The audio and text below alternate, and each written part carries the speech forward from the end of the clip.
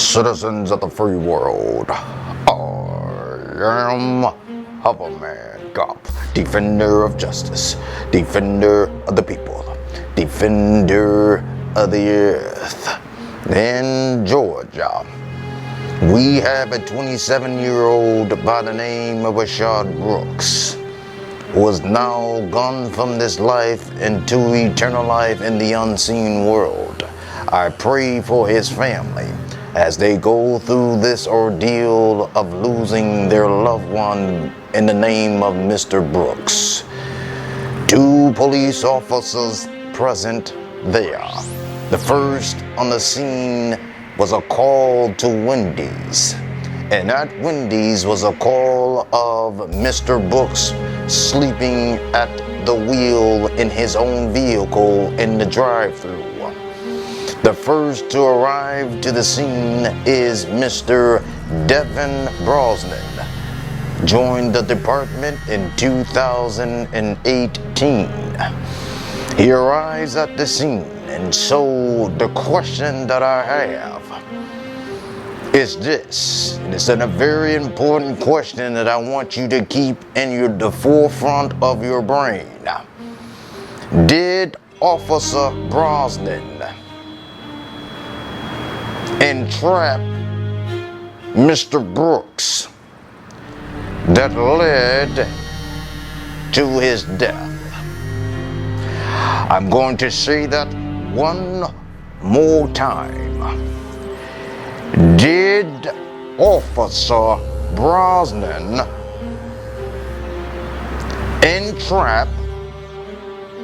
cause the entrapment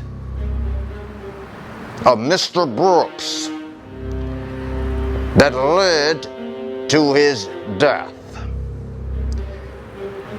When Mr. Brosnan, the officer, approached Mr. Brooks in his vehicle, did he tell Mr. Brooks to drive his vehicle out of that drive-thru? And if he did, why did he do it if he knew that Mr. Brooks was intoxicated or had been drinking alcohol? And the question then, did he know at the time when he approached Mr. Brooks that he was intoxicated, that gave him the ability to tell him to drive his car out of that drive-thru? And if Mr. Brooks did not drive that vehicle, well, who drove that vehicle out of that drive-thru? Now, if Mr. Brosnan, the police officer, told him to drive his vehicle away from the drive-thru into the parking lot, why was there a field sobriety test given? Was that field sobriety test given because they knew Mr. Brooks was drunk? And so if this sobriety test was given, the question is, did they see Mr. Brooks drive that vehicle to give him a sobriety test? Because when you initiate a sobriety test on a driver, either the police officer has to see that individual driving, not in a parking lot, but in public street or highway, to give a sobriety test. And if the police officer, and in this case, Officer Brosnan, did not see Mr. Brooks drive that vehicle, and so if that's the case, did Mr. Brosnan have witnesses that indicated that he drove that vehicle into that Wendy's parking lot? And if there were witnesses, because there had to be witnesses, or Mr. Brosnan, the officer, had to see him drive that vehicle to initiate for a sobriety test to be initiated. Which one was it? It had to be one or the other. So after a sobriety test that was stated was given, he was supposed to be arrested. But the question is, why was he arrested for a sobriety test when there was no witnesses that seen him drive?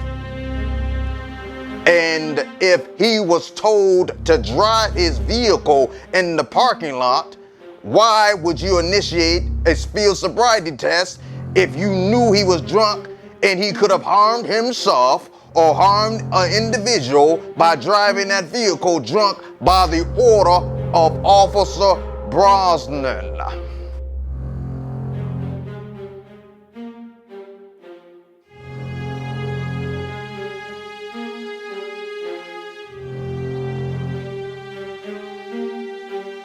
Now, I want you to pay attention and watch closely to the approach of Mr. Brosnan, the officer, when he approached this citizen, Mr. Brooks, in his vehicle in the drive-thru at Wendy's, and I will be back.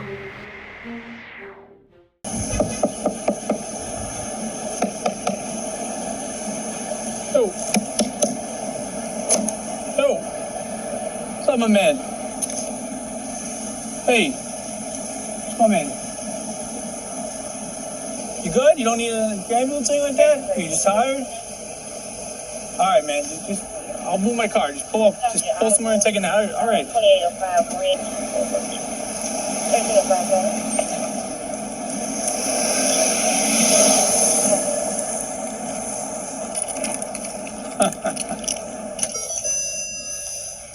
I don't want to deal with this dude right now. Hey, how much did I drink tonight? Not much? How much is not much? About a drink, about 12 today. All right. Hey, you have your license on you real quick? Yeah. All right. Just relax the car. What are you, you here for a visit or what's, I'm visiting. Where are you visiting? My mother's gravesite. Oh, I'm sorry to hear that. Yeah. How long has she passed for? It's been probably about a year and a half now, but Okay, I'm sorry to hear my that. birthday's just passed, and my girlfriend's birthday just passed, but I went to visit her, and Yeah. All right. we decided to eat Burger King tonight, and hey, this happened. Right, I hear you. I said, babe, what's going on? Right. So here's what we're gonna do. We're gonna talk to this officer here for a minute, and then we'll be good to go. Okay? Oh, no problem. All right. Thank you, sir. All right. Just stay in the car. Stay right there. Hey, what's going on? So, found him passed out in the parking lot. He's sitting here. So he was in the drive. Yeah, he's on. Car's on. Took me like a few minutes to wake him up. Kept knocking. Opened the door, but shook him. Woke up super groggy. Got pretty good smell of alcoholic beverage coming out of the car. Eyes are watery, glassy. Started his words. Wasn't sure what it was. And he's telling me he had one drink. He said earlier. Tell me, I wasn't here, so can you tell me what happened before we got here? I can just go home. I have my daughters there right now. My daughter's birthday was yesterday. All right. Hold on, Mr. Brooks. Will you take a preliminary breath test for me? It's yes or no.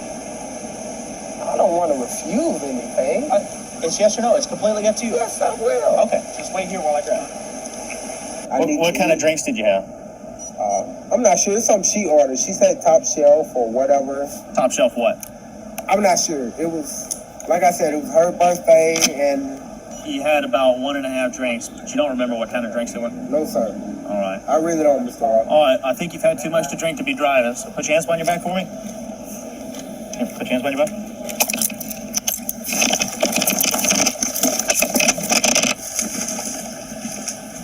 Hey, stop fighting. Stop fighting. You're gonna get tased. You're gonna get tased. You're gonna get tased. Stop. Come on, man. Stop. You're gonna get tased. Mr. Rock. Hey, hands up. Taser. Stop Hands up. fighting. Taser. Stop fighting. Hands up. Taser.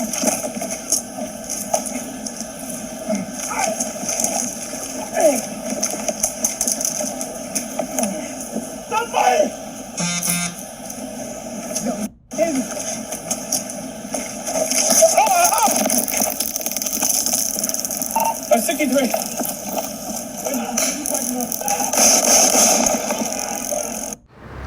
Now, Officer Brosnan states that he knew that Mr. Brooks was impaired because he smelled alcohol from inside the vehicle. And so, since he smelled alcohol from inside the vehicle, Officer Brosnan ordered Mr. Brooks, who was impaired, to drive his own car impaired to the open parking lot and listen. Did you hear what he told him? To take a nap in his car that he told him to drive in the parking lot and take a nap. Now, Mr. Brosnan and every officer, in case you forgot, all of you police officers who wear the badge, your duty is to protect, serve, and give sound judgment and direct orders to all citizens. And this officer gave the order to this civilian, Mr. Brooks, and endangered Mr. Brooks and everyone in that parking lot because he told him to drive that car if he knew. In fact, he did, because he said he smelled alcohol and told Mr. Brooks to drive his vehicle and take a nap. Now, if Mr. Brosnan would have kept his word to protect and serve and allowed Mr. Brooks to take a nap because he didn't see him driving that car, Mr. Brooks would still be alive. If Officer Brosnan would have kept his word as an officer who is supposed to speak and give truth under the law and give directions to citizens and keep his word as an officer to this civilian who was already impaired, you tell him to drive his car, park it, and take a nap. And did you allow him to do that? No, he did not. Now the question is answered. Did Mr. Officer Brosnan know he was impaired or intoxicated or had been drinking? Yes, he did. Why did he allow him to drive that vehicle? And why was a field sobriety test given when Officer Brosnan told Mr. Brooks to park his car and take a nap?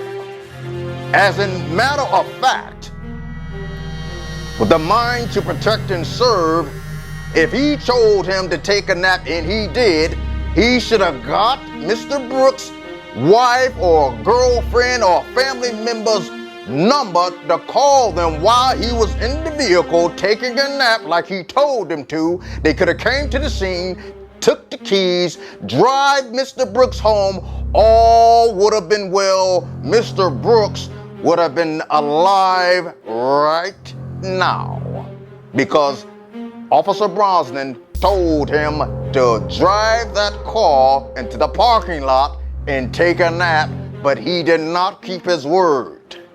And so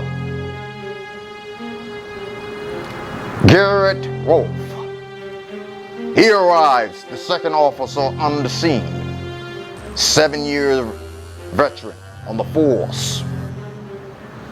He gets updated on what happened. And Officer Brosnan tells him that he did smell alcohol in the car. He knew that he was impaired. He could smell the alcohol, but he told him to drive the car into the parking lot and park it. But he didn't tell him that he told Mr. Brooks to take a nap. Okay, so now Officer Rolfe takes upon himself and asks Mr. Brooks if he can initiate that test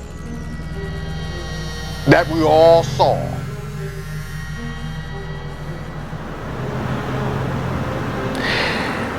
If Mr. Brooks was impaired, anyone who's impaired will not give sound judgment.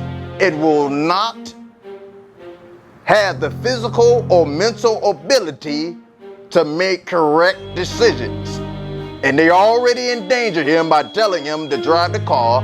Then they asked him to give the severe sobriety test with that machine he had in his hand. I don't know what it is. I can't think of it right now. But I do know this, that they gave him a test for what? Now, they want to arrest Mr. Brooks, and it went wrong from there. Mr. Brooks resisted. Now that is what you call a resisting. He resisted. Okay? He did it. Now, you don't have one officer on the scene. You have two officers on that scene to handle Mr. Brooks, right? No problem. Two officers, one civilian. Could have handled the situation, you would think, right? No, it did not go that way. And let me tell you this. I know everyone is not like me or could have been like me. Every situation is different. Everyone has different abilities.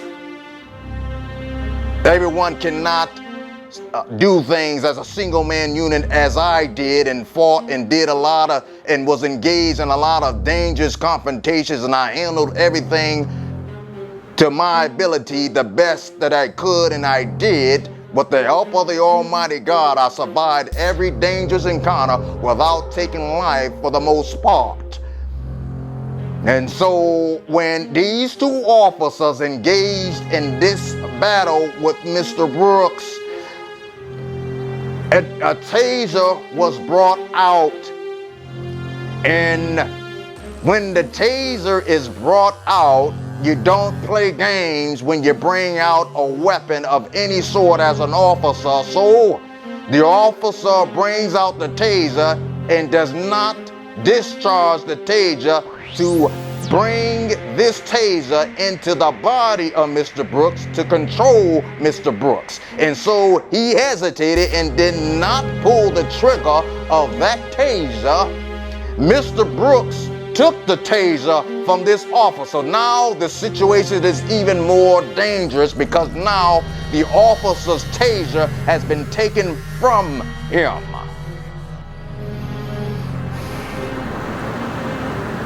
And so they fight and struggle over this taser. Mr. Brooks is able to get up, and so he runs from these two officers. Now, it's important to know that when Mr. Brooks took that taser, if you were paying attention, that taser deployed.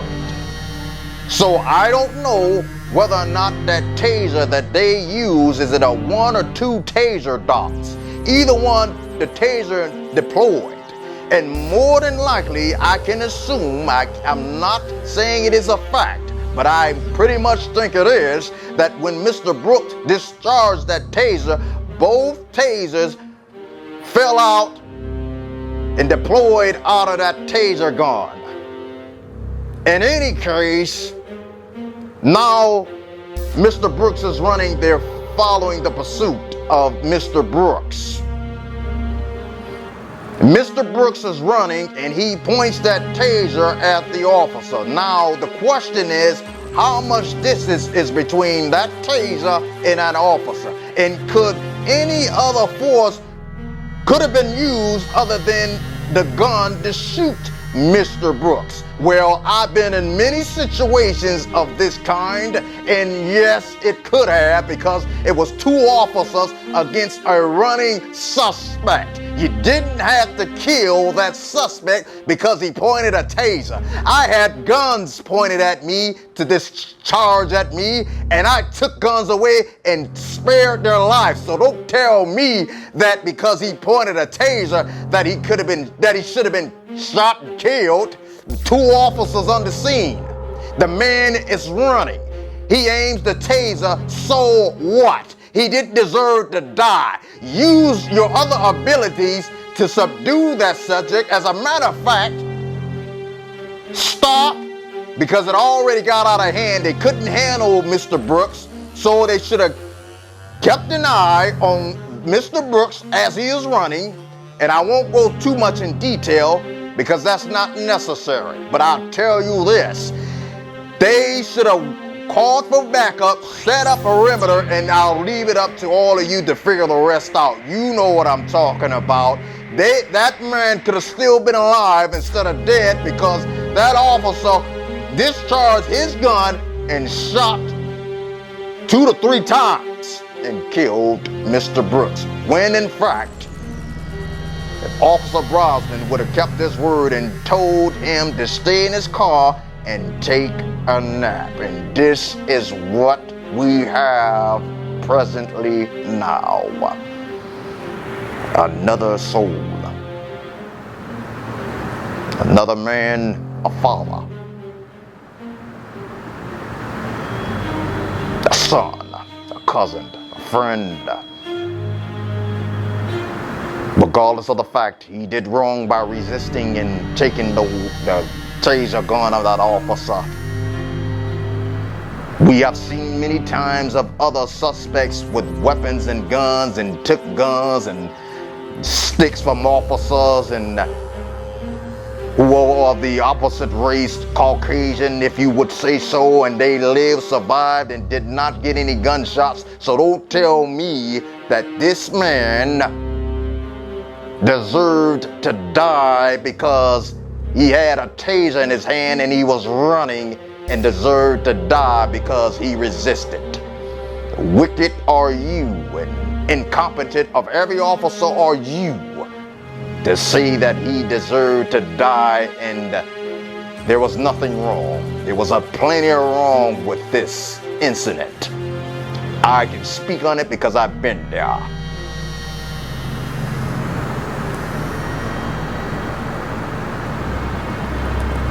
There is no sufficient training of any kind that can prepare you for the unknown of officers that officers face on these streets, with intoxicated individuals who are high on drugs, doped up, whose strength is elevated to other levels.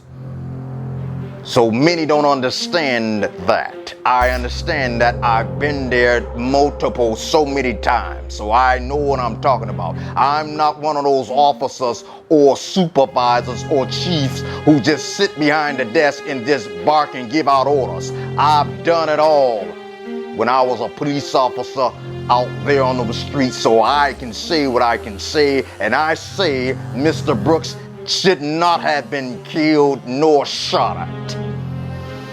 That's my verdict, and that's what I say what happened and what should have happened. When Mr. Brosnan should have kept his word. Mr. Brooks could have been in his car, took a nap. Somebody could have came and took that car and took him home, and we would not be here, and I would not be speaking of this matter. May each and every one of you live with justice and peace. Over out.